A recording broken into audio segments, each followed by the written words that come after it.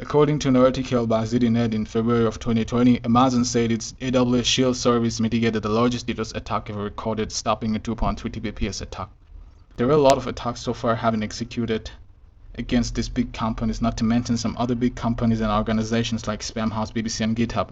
On December 21st, 2015, BBC servers experienced the biggest DDoS attack seen that year. There are a lot of DDoS attacks out there like SYN flood, ping of death attack, slow release attack, NTP amplification attacks. DDoS attack is aka denial of service attack is a cyber attack in which the perpetrator seeks to make a machine or network resource unavailable to its intended users by temporarily or indefinitely disrupting services of a host connected to the internet. But there is an unknown attack called low bandwidth sophisticated DDoS attack. A sophisticated low bandwidth DDoS attack is a form of DDoS attack that uses less traffic and increases their effectiveness by aiming at a weak point in the victim system design. The attacker sends the traffic consisting of complicated requests to the system. It is lower in cost because of its use of less traffic and smaller in size, making it more difficult to identify. And it has the ability to hurt systems which are protected by flow control mechanisms. But there are a lot of solutions to this kind of low bandwidth DDoS attack. Using open source tools can be a good option. Kali Linux. It is a security-centric Linux distribution. There are measures that organizations and individuals can take to lessen the risk and threat of Linux hacking. Many of these security procedures use the same tools that malicious parties abuse in Linux hacking.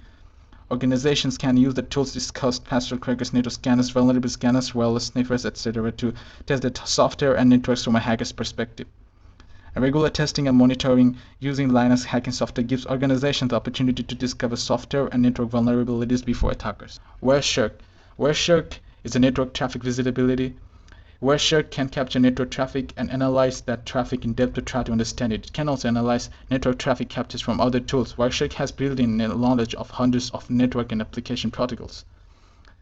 Phishing attack. Phishing attack is the fraudulent use of electronic communication to deceive and take advantage of users.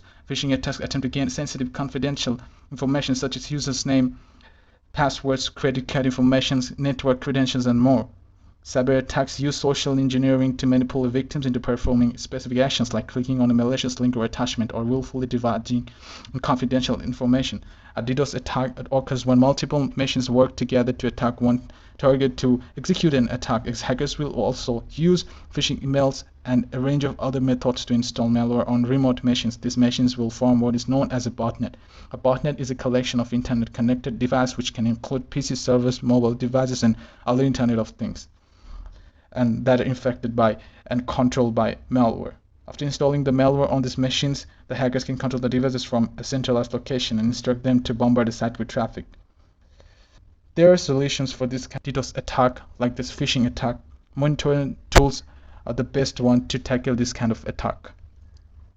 Monitoring tools are used to continuously keep track of the status of the system in use in order to have the earliest warning of failures, defects, or problems and to improve them. PRTG monitoring tools. PRTG network monitor is a network monitoring tool that helps the users to ensure that the computer systems are running smoothly and that no outages occur. Network monitoring is also important to increase the efficiency of the network by knowing the bandwidth and resource consumption. PRTG is free to use and make the network more reliable and make the user's job easier. Steps that mentioned above are the ones by which one can be safe enough from getting attacked by a low bandwidth DDoS attack. Users will be able to get notified before the attack and get rid of it in no time. The solutions and the tools that we discussed above are the ones that will help the ITU to fulfill their goals, like help countries identify their areas for improvement, motivation to take action to improve their GCI ranking, and help foster a global culture of cybersecurity. Moreover, it's our responsibility as well to take a stand against cybercrime like DDoS attack by giving our best and following the mentioned solutions above. Alone we can do so little, together we can do so much.